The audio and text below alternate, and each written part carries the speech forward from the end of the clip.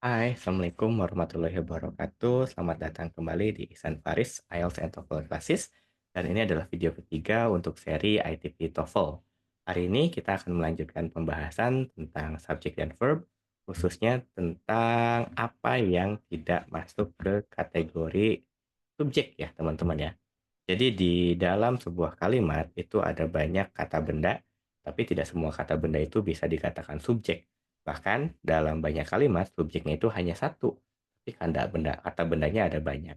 Dan yang tidak jadi kata benda itu adalah yang menjadi object of prepositions atau mudahnya adalah sebuah keterangan. Nah, kapan kata benda itu tidak bisa berfungsi sebagai subjek?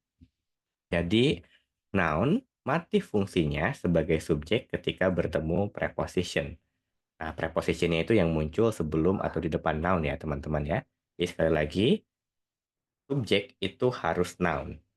Dan noun itu mati fungsinya sebagai subjek ketika bertemu preposition.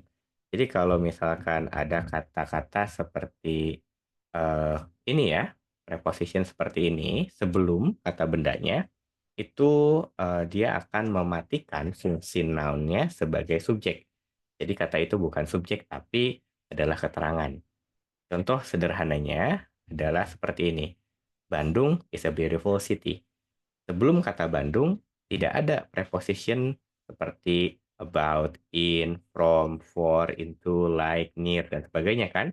Nah, berarti dia bisa berfungsi sebagai subjek. Tapi kalau kita punya kata in Bandung is a beautiful city, itu nggak bisa jadi kalimat yang betul. Karena di sini subjeknya hilang. Bandung yang tadinya itu bisa jadi subjek, ketika dia ketempelan jin, preposition, dia itu bukan Bandung yang sama lagi. Dia itu bukan merupakan subjek lagi, tapi merupakan keterangan. Oke, jadi kalau ada kata-kata ini di depan noun, berarti dia bukan merupakan sebuah subjek ya teman-teman ya. Dan ini sebenarnya sering juga kita temukan ya dalam bahasa Indonesia ya, kata-kata atau kalimat yang rancu karena dia bukan menggunakan noun sebagai subjek, tapi menggunakan keterangan sebagai subjek. Misalkan dengan gotong royong meningkatkan semangat persatuan. Ini sering sekali ditemukan di spanduk-spanduk acara resmi ya teman-teman ya.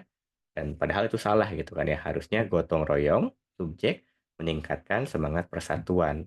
Nah, kalau ada kata dengan, itu mirip-mirip dengan di bahasa Inggris, yang mana maknanya itu jadi rusak, jadi rancu, karena gotong royong sebagai subjek ketempelan, gotong royong sebagai noun ketempelan oleh preposition, jadi dia tidak bisa berfungsi sebagai subjek. Dan akhirnya kalimatnya nggak ada subjek, dan akhirnya kalimatnya jadi kalimat yang salah ya. Oke. Nah, oke. Jadi yang harus diingat adalah noun mati fungsinya sebagai subjek ketika bertemu preposition. Nah, preposisinya muncul sebelum atau di depan noun-nya. Nah, teman-teman bisa kembali lagi ke tadi ya yang daftar prepositions dan nanti kita itu bisa gunakan daftar itu untuk melihat nih subjeknya di kalimat ini sebelah mana. Karena kalau misalkan kita sudah bisa mengidentifikasi subjeknya dengan mudah, nanti kita akan bisa mengerjakan soal ITP TOEFL Structure, terutama di 15 soal yang pertama dengan mudah juga. Oke, silahkan screenshot bagian ini atau catat, boleh di-post dulu. Dan kalau sudah, kita langsung masuk ke bagian latihannya ya, yang skill 2 ini. Oke, so nomor satu itu correct ya. Kenapa? Karena punya subjek ya di interviews. Nah, were carried ya, verbnya. Dan kita punya kata live ya sebagai komplement ya. Nah, jadi the interviews were carried live gitu. Itu sudah benar ya, karena ada subjek, ada verb. Yang penting dua itu aja dulu. Nomor dua, ini kita punya verb before take off. Nah, berarti kalau verbnya sudah adalah, took ya, ini verbnya ya, ada took ya sebagai verbnya. Nah, berarti kalau took itu adalah verbnya, kita akan expect akan ada subjek nih sebelum kata took. Dan kita tahu subjek itu adalah noun. Dan kita tahu noun yang bisa berfungsi sebagai subjek adalah yang nggak ketempelan sama preposition. Nah, di sini itu nggak ada subjeknya. Kenapa? Karena semua noun-nya ketempelan nih sama preposition. Take off itu ketempelan sama before, last possible moment itu ketempelan sama in. Jadi nggak ada subjeknya. Nah, kalau mau in the last possible moment before before take off, he took his seat in the airplane. Nah, subjeknya he di sini. Dan he-nya itu kan nggak ketempelan preposition apapun. Oke, nomor 3, 4, 5, 6, 7, 8. Silahkan teman-teman kerjakan. Bisa pause dulu. Oke, kalau sudah di-pause dan kerjakan, mari kita bahas ya jawabannya ya. Nomor 3, kita lihat nih. At the neighborhood flower shop. Ada at-nya, berarti bukan subjek. Flowers, itu tidak ada tempelan apapun, berarti bisa jadi subjek. In quantities of a dozen or half a dozen, dia ada in-nya, ketempelan. For free, berarti ini tempelan for. Nah, tapi sudah bisa jadi kalimat belum nih teman-teman? Bisa, ada kata flowers sebagai subjek dan can be delivered sebagai verb. Nah, berarti kalau kayak gitu, ini sudah bisa jadi kalimat karena sudah ada subjek dan verbnya. Nah, intinya sih nomor 3 ini mau bilang bunga bisa diantar. Oh, bunga yang dari mana? At the neighborhood flower shop. Keterangan tempat. Oh, bunga segimana? In quantities of a dozen or half a dozen. Keterangan jumlah.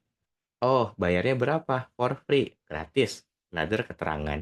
Jadi yang namanya kalimat itu kadang memusingkan karena kita melihat banyak sekali kata dan kata-kata itu sebenarnya hanya keterangan. Sejauh kita bisa, selama kita menemukan subjek dan verb, itu sebenarnya kita sudah bisa memahami inti dari kalimat itu. Intinya kan di sini misalkan flowers can be delivered, bunga bisa diantarkan. Oke, nomor 4, the progressive reading method. Nah, berarti kan nggak ketempelan apa-apa kan? Ini adalah sesuatu yang betul. At this school, oh ini berarti bukan subjek karena ada at-nya. Nah, lalu are given credit, are given terutama adalah verb-nya. Nah, credit adalah objeknya. Berarti kan progressive reading method itu diberikan kredit. Inti kalimatnya itu, sisanya adalah keterangan. Dan keterangan itu ditandai oleh adanya object of preposition atau uh, preposition yang nempel ke noun. Nah, jadi selama sekali lagi ya dia itu ketempelan sama prepositions, dia bukan subjek walaupun dia noun. Misalkan nomor 5, for the last 3 years, ini kan ketempelan. At various hospitals, ini juga ketempelan. In the county, ini juga ketempelan. Nah, kita sudah menemukan kata has been practicing. Nah, ini udah ada verb. Dan tadi kan dijelaskan bahwa yang namanya kalimat itu harus ada subjek dan verb. Dan verbnya itu dan subjeknya itu harus muncul sebelum verbnya. Dan di sini yang muncul sebelum verb atau di depan itu semuanya itu ketempelan prepositions. Berarti nggak ada di sini tuh subjeknya. Karena sekali lagi subjek itu harus pure, harus murni, nggak ada preposition yang mengikutinya. Nah, kalau mau, for the last 3 years at various hospitals in the county, a doctor has been practicing medicine. Dan a dokternya kan nggak boleh ada, misalkan with a doctor itu nggak boleh kayak gitu. Karena kalau udah with, itu berarti adalah object of prepositions atau keterangannya. Nah, ini berarti incorrect. Nah, nomor 6, kita lihat ada kata in the past, berarti dia bukan subjek. Nah, in politics juga bukan. Nah, lalu ada kata was not considered. Ada verb kan, was not considered-nya. Was not considered sebuah verb, berarti kita expect sebelumnya, di depannya, harus ada subjek. Dan subjeknya adalah noun yang nggak ketempelan preposition. Kita menemukan a career. Intinya kan, a career was not considered acceptable. A career apa? Dalam politik. Kapan was not acceptable-nya? In the past, ya gitu kan ya. Nah, tapi kalimat utamanya ada karir yang tidak diterima kayak gitu kan ya. Nah, jadi yang ini masih correct karena kita sudah punya subjek dan verb-nya. Oke, good. Nomor 7, kita lihat, cari prepositionnya.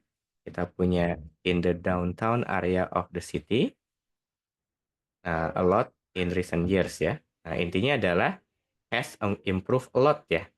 Nah, sebelum has improved a lot harus ada satu subjek.